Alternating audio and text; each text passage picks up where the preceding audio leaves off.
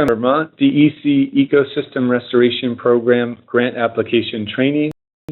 My name is David Pasco. I am Grants Management Specialist here at DEC for the Ecosystem Restoration Program, and today we are going to be talking about the 2015 Grant Application Round 2 of grant can be found on our website along with all the support documents that I'll be discussing today. Our website is www.watershedmanagement.v.us. Proposals is due at 4:30 p.m. on Monday, November 10th, 2014. Any incomplete applications will not be accepted. We'll go through some of the guidelines for the application to start with, and then get into the application itself. These grant capital construction funds contained in the fiscal year 2015 state budget, and the Eco Restoration Program goals in awarding these funds is to restore and protect rivers, streams, lakes, ponds, and wetlands from unregulated non-point source runoff and erosion containing nutrient and sediment pollution. Typically, $10,000 to $75,000, and all will be evaluated on a competitive basis. The funding is contingent upon the competitive award process, the availability of our capital construction funds, the regional priorities described in the tactical basin plans, and regional diversity. The program strongly favors eligible projects that are identified in the Vermont DEC Tactical Basin Plans. Vermont River Basins and links to contact information for watershed coordinators in each basin is included here in the application. Applicants must contact their respective watershed coordinators during the submission of proposals. They will help to ensure that the project proposed target major problem areas contributing to the surface water pollution. These regional organizations, nonprofit associations, citizen groups, and state agencies are all eligible to submit. Any for-profit entities and federal agencies are not eligible directly partner with one of the sponsors and submit a proposal. Please, organization or municipality as applicant may submit up to 2 proposals, each containing 1 project. If any of those organizations may be sub-applicants in other proposals. The 2 application limit does not apply to easement proposals to a small number of organizations wide that are involved in easement development. Note that applicants this RFP need to agree to the state of Vermont customary provisions in order to execute a grant for this project. These are included on our website, and I encourage you to review them before making an application. Earlier, all proposals are due by 4 p.m. on Monday, November 10th. To be emailed to me. My email address is included here in the application. I will contact information at the end of this presentation as well.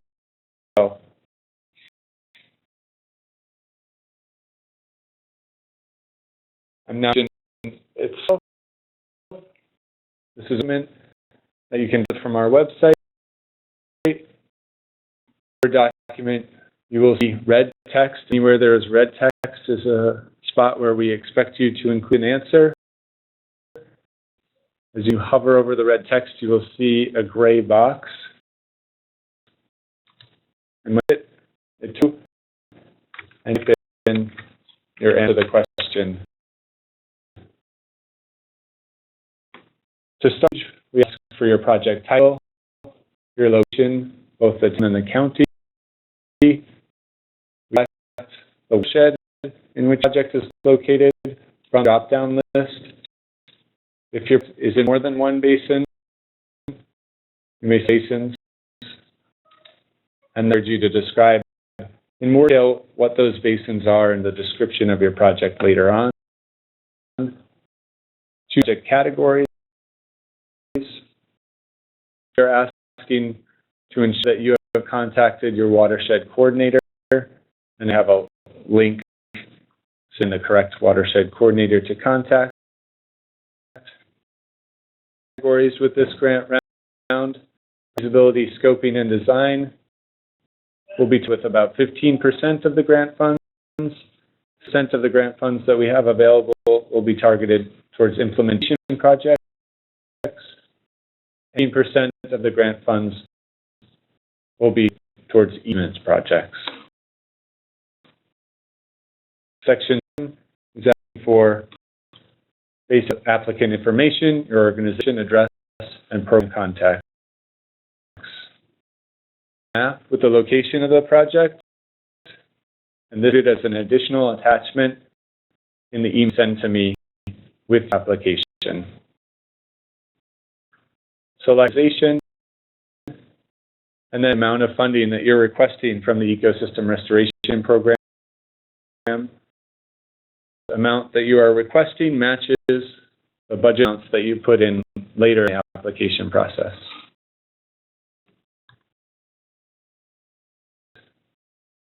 Application addressability to ecosystem restoration program funds to meet all of the following criteria. The project must reduce nutrient and sediment pollution. Second, must address unregulated non-point sources. That means the project must be designed to control that is not required by a regulatory permit, and that includes an MS4 stormwater permit or that is such as a Class 2 wetland. Your project is eligible for capital construction funds. Your project a stewardship commitment. The project will meet its functional life. The project will be completed within a 2-year time frame. Confirm you have either viewed the training webinar or frequently asked questions document. I encourage that you do both. The frequently asked questions document contains many answers to questions that people commonly ask. And finally, demonstrate that you have provided and secured commitments from local supporters, municipalities, and/or landowners for your project. And as additional attachments to the application. Section going into the application itself.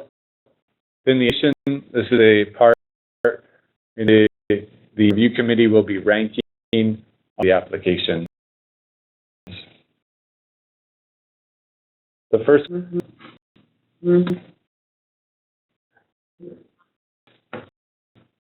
is just in with the tactical basin planning. Here include information of the project is in line with tactical basin plan or other state sanctioned plan. Include direct references, including page numbers where appropriate. And that priority projects that aren't directly referenced in tactical basin plans are still but are at a low priority for system restoration program funding. And again, here to the frequently asked questions for some more details.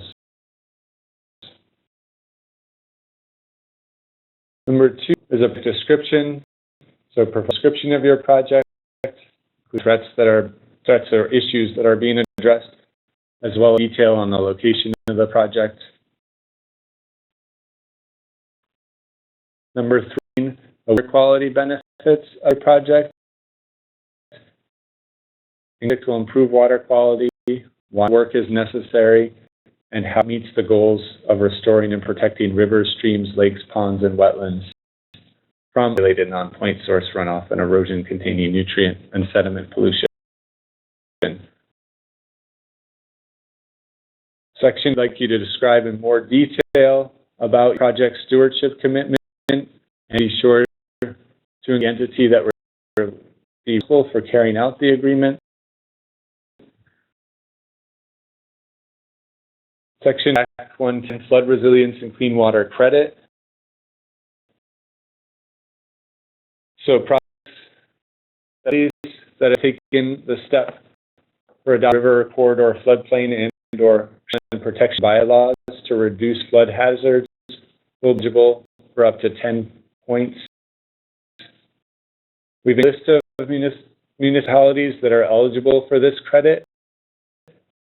Only these on this list will receive the credit. More questions about this and the Act 110 credit, I encourage you to look at the frequently asked questions. There's more detail there, as well as contact information if you believe your municipality should be included on this list. The scope, budget, cost. Here we complete this performance measures and deliverable table. We make sure that you include one price that is required for all grants, a short article, a commitment, and a final report.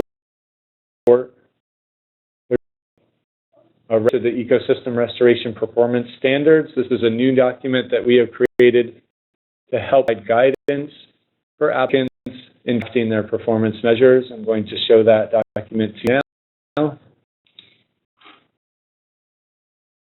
The first explains how to use it in more detail. I encourage that. I'm going to talk you through a little bit of this right now. Guidance document is we have selected of our project types that are commonly seeking funding from the Ecosystem Restoration Program. So as you can see from the list, you move to the document, you can see some example performance measures for ripening planting projects, data deliverables with those performance measures. Across the document, you can also see measures of success. These are events for that you've selected and column. This data that the Ecosystem Restoration Program looks at when consider funding project type. Performance measures and type list. There are performance measures listed for each project type. All do not need to be included for this type. These questions that you're developing your performance measures and deliverables during the application development process. They are not required. This, again, is a guidance document to help you in drafting those.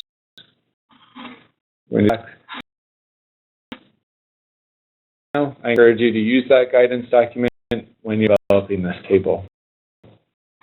We then ask for your anticipated completion date.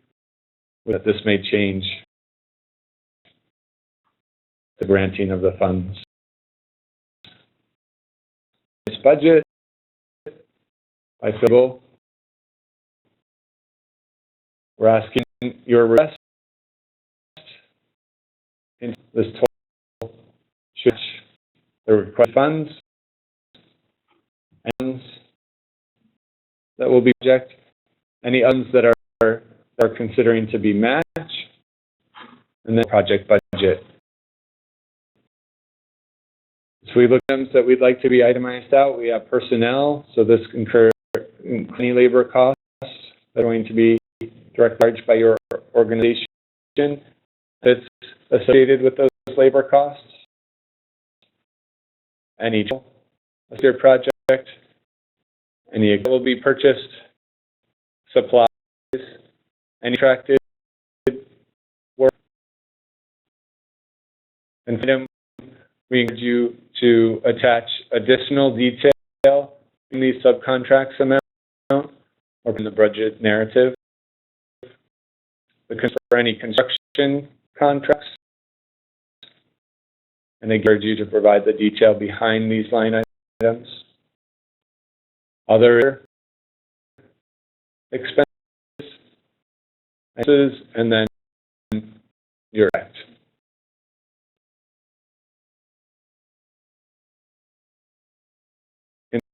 We'd like to describe all listed in the itemized budget above. Still, we'd like to know the number of hours anticipated that you put it as similar details for each line item. Project, we include how to calculate project match. Once you calculated it, you can drop down list.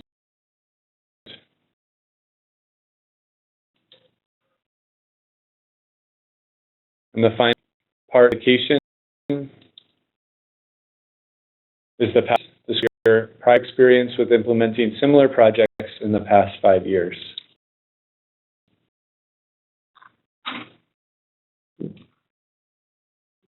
That's the of the main application. We do have one more section, section E. So to the state of Vermont to assess the risk involved in grants and organizations. Some questions that are related to risk here. Part of the evaluation or the ranking process are for process, and actions will help us expedite that. To answer these to the best of your ability,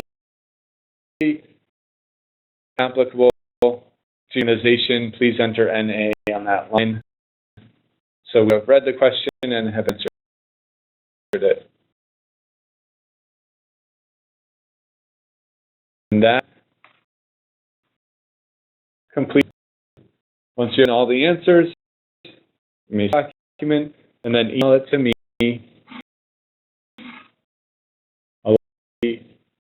information that you would like to include at this email address. Materials are due by 4:30 p.m. Contact information, and again, my email address in case you have any questions about the process education. In this training, and we look forward to seeing your applications on November 10th. Bye.